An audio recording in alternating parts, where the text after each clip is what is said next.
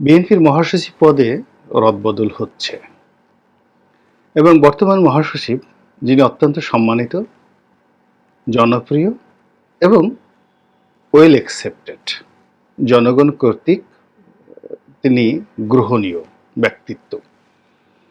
তো তাকে বাদ দিয়ে নতুন একজন মহাসচিব করা হবে এবং জোরে সোরে যে নামটি নিয়ে আলোচনা হচ্ছে তিনিও অত্যন্ত আলোচিত, নন্দিত রাজনীতিবিদ এবং বিএনপি রাজনীতিতে তার যথেষ্ট অবদান রয়েছে। বয়সে মির্জা ফখরুল সাহেবের চেয়ে তরুণ, অত্যন্ত শিক্ষিত, মার্জিত এবং তিনি একসময় ম্যাজিস্ট্রেট ছিলেন, বিসিএস করা জনাব সালাউদ্দিন আহমেদ, সাবেক যোগাযোগ প্রতিমন্ত্রী, এবং তিনি এই সরকারের যে নিপীড়ন, সেই নিপীড়নের জীবন্ত কিংবদন্তি। এবং তাকে যেভাবে সীমান্ত পার করে দিয়ে ভারতে পুশ করা হয়েছে এবং যেভাবে ভারতে তিনি উদ্ভ্রান্তের মতো ঘুরে বেড়িয়ে আইনশৃঙ্খলা রক্ষাকারী বাহিনীর হাতে ধরা পড়ে এখনও সেখানে মামলা মোকদ্দমার মধ্যে দিন যাপন করছেন, রাজনীতির ইতিহাসে যে ট্র্যাজেডি, বিয়োগাত্মক ঘটনা যদি বাংলাদেশে কারো জীবনে থাকে, এটি সালাউদ্দিন সাহেবের জীবনে ঘটে চলেছে। ইলিয়াস আলী মারা গিয়েছেন বা বেঁচে আছেন, গুম হয়ে গেছেন, সেটি আলাদা কথা, কিন্তু একটা মানুষ, জীবিত মানুষ, তিনি তার স্ত্রী, পুত্র, সন্তান, সন্ততি, ঘর বাড়ি, আত্মীয় স্বজন, পরিবার পরিজন ছেড়ে তিনি ভারতের একটি রাজ্যে তিনি ঘুরে বেড়াচ্ছেন, সেখানে প্রবাস জীবন যাপন করতে বাধ্য হচ্ছেন এবং সেখানে মামলার আসামি রূপে কোর্টে তিনি হাজিরা দিচ্ছেন। অবৈধভাবে কেন তিনি ভারতে ঢুকলেন, যেখানে ভারতের বলা হয় প্রায় 10 লাখ লোক বাংলাদেশে চাকরি করে, বেশিরভাগই অবৈধ।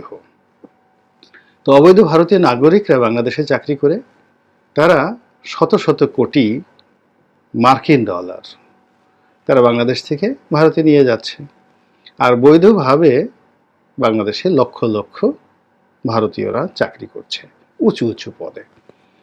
তো সেখানে বাংলাদেশের একজন শীর্ষ রাজনীতিবিদ, একজন সাবেক মন্ত্রী, তিনি সীমান্ত পাড়ি দিয়ে ভারত গিয়েছেন চুরি করে এবং সেখানে গিয়ে তিনি অবৈধ অনুপ্রবেশের দায়ে তিনি সাজার মুখোমুখি হয়েছেন, বিচার মোকাবেলা করছেন। নিম্ন আদালত থেকে তিনি বেকসুর খালাস পাওয়ার পর সরকার আবার উচ্চ আদালতে গিয়েছে, প্রথমে জেলা কোর্টে গিয়েছে, এখন কোথায় আছে আমি জানি না। তো এই যে একটি মানুষের জন্য অপমান, একজন রাজনীতিবিদের জন্য যে অপমান বিদেশের মাটিতে, এটা আমাদের পুরো জাতির জন্য একটি গ্লানিকর, যা কিনা জনাব সালাউদ্দিন সাহেব এই মুহূর্তে ভোগ করছেন। এবং যারা জনাব সালাউদ্দিন সাহেবকে দেখেছেন, কথা বলেছেন গত 2-4-5 বছরে ওভার টেলিফোনে অথবা ইন্টারনেটের কোনো প্ল্যাটফর্মে, এই ভদ্রলোককে কেউ কখনো হাসতে দেখেনি। Never smiling face. তার জীবনের সমস্ত যে আনন্দ, সে সমস্ত আনন্দ উধাও হয়ে গিয়েছে। তো তাকে নিয়ে আলোচনা হচ্ছে, তাকে বিএনপির মহাসচিব করা হবে। বিএনপির একজন সাধারণ কর্মী হিসেবে এবং এখন বিএনপি রাজনীতির সাথে যেহেতু সম্পৃক্ত রয়েছি, এই দলের অভ্যন্তরীণ অনেক বিষয়গুলো আমি জানি, কিন্তু এরকম কোনো কথাবার্তা কোনো বিএনপির প্ল্যাটফর্মে আলোচনা হয়েছে বা এরকম কোনো সম্ভাবনা কোথাও সৃষ্টি হয়েছে, এটি আমার নজরে পড়েনি। হতে পারে আমি ভুল করে, আমি ভুল করছি, কিন্তু আমাদের কিছু মিডিয়া, কিছু ইউটিউবার, বিশেষ করে সরকার সমর্থিত বিভিন্ন যে সাংবাদিক নামধারী কিছু লোকজন রয়েছেন, তারা এই বিষয়গুলো নিয়ে বেশ মাতামাতি করছেন। অনেকের বক্তব্য মির্জা ফখরুল সাহেবের সঙ্গে জনাব তারেক রহমান সাহেবের ভালো সম্পর্ক নয়, আর সালাউদ্দিন সাহেবের সঙ্গে জনাব তারেক রহমান সাহেবের সম্পর্ক খুব ভালো। তো এই কারণেই মির্জা ফখরুল সাহেবকে বাদ দিয়ে সালাউদ্দিন সাহেবকে দলে আনার জন্য জনাব তারেক রহমান চেষ্টা চালাচ্ছে। কিন্তু ঘটনা বাস্তবে কি, এখানে একটা জিনিস বোঝার চেষ্টা করুন, সেটি হলো মির্জা ফখরুল সাহেব বিএনপি রাজনীতিতে এখন এমন একটা পর্যায়ে পৌঁছে গিয়েছেন, জনপ্রিয়তা, শ্রদ্ধা, ভালোবাসার ক্ষেত্রে তিনি একটা রীতিমতো ইনস্টিটিউশনে পরিণত হয়েছেন। ফলে রাতারাতি এই ধরনের জনপ্রিয় কোনো ব্যক্তিত্বকে পদচ্যুত করা বা তাকে রাজনীতি বিমুখ করা বা তাকে রাজনীতি থেকে অবসর গ্রহণ করানো, এটি কার্যত অসম্ভব একটি বিষয়। দ্বিতীয়ত, তিনি দলের যে দুঃসময় হাল ধরেছেন এবং এখনো পর্যন্ত যেভাবে চেষ্টা করছেন, সেই চেষ্টাতে তার যে সততা, এটি নিয়ে প্রশ্ন তোলাটা নির্বুদ্ধিতা।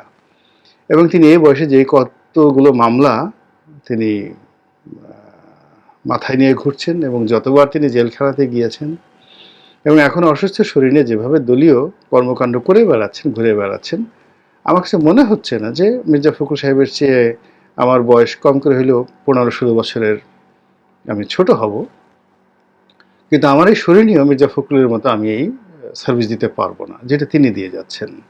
তাহলে কেন তাকে বাদ দেওয়া হবে? অভিযোগ করা হচ্ছে তার সঙ্গে সরকারের একটা আঁতাত রয়েছে এবং গোয়েন্দা সংস্থার টাকাতে তিনি বিদেশে চিকিৎসা করেন, এটা তারেক রহমান সাহেবের কাছে চলে গেছেন, সিঙ্গাপুরে গিয়ে চিকিৎসা করেন।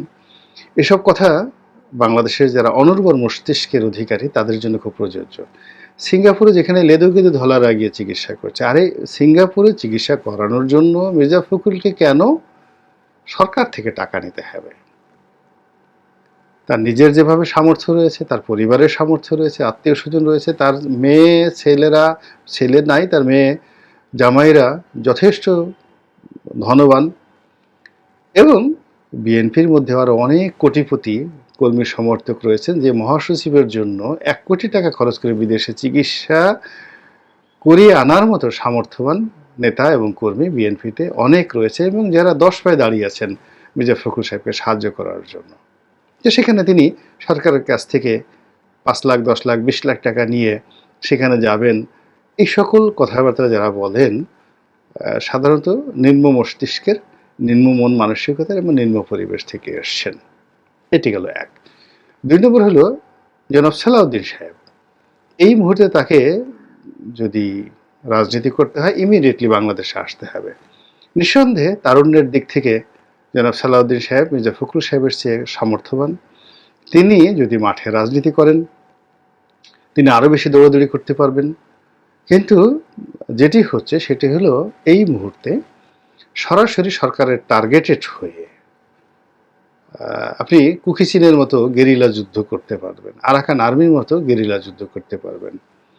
তো বিএনপি যদি আওয়ামী লীগের বিরুদ্ধে গেরিলা যুদ্ধ করতে চায়, সেক্ষেত্রে দেখা যাচ্ছে যে জনাব সালাউদ্দিন সাহেব যদি সেই গেরিলা কমান্ডার হিসেবে ভারতে থেকে যুদ্ধ পরিচালনা করতে চান, তাহলে তিনি অনেক কিছু করতে পারেন, এটা তার জন্য নিরাপদ। কিন্তু তিনি যদি বাংলাদেশে এসে রাজনীতি করতে চান, আগে ভারত থেকে তাকে বিমুক্ত হতে হবে, বিযুক্ত হতে হবে, আইনগতভাবে তাকে মোকাবেলা করে সেখান থেকে কুল্লু খালাস হয়ে আসতে হবে, যেটি এই মুহূর্তে তার জন্য সম্ভব হচ্ছে না।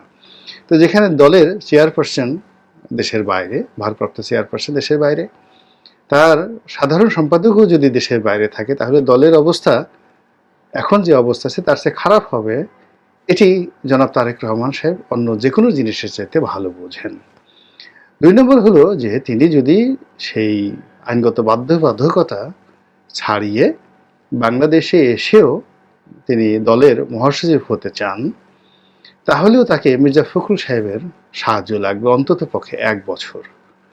আর সালাউদ্দিন সাহেবের বয়সে তরুণ হলেও তিনি এই দীর্ঘদিন দেশের বাইরে থাকার ফলে তার যে মনস্তাত্ত্বিক, তার যে শারীরিক যে অসুস্থতা দেখা দিয়েছে, এটির জন্য রিলিফ পেতে তাকে দীর্ঘ সময় তাকে অতিবাহিত করতে হবে এবং নেতাকর্মীদের সংস্পর্শ লাগবে এবং বাংলাদেশের আবহাওয়ার সঙ্গে তার এই মুহূর্তে যেহেতু দীর্ঘদিন যাবত তিনি ভারতের একটি আবহাওয়াতে রয়েছেন, কাজেই সেই আবহাওয়ার পরিবর্তন বাংলাদেশে হওয়া তার জরুরি দরকার। তো কাজেই বিভিন্ন দিক থেকে এই জিনিসটা আমার কাছে খুব ভায়াবল মনে হচ্ছে না এবং এটার সঙ্গে কোনো বাস্তবতা নেই এবং এটি মূলত বিএনপির মধ্যে একটি অন্তর্দ্বন্দ্ব সৃষ্টি করার জন্য মহল বিশেষের প্রচেষ্টা।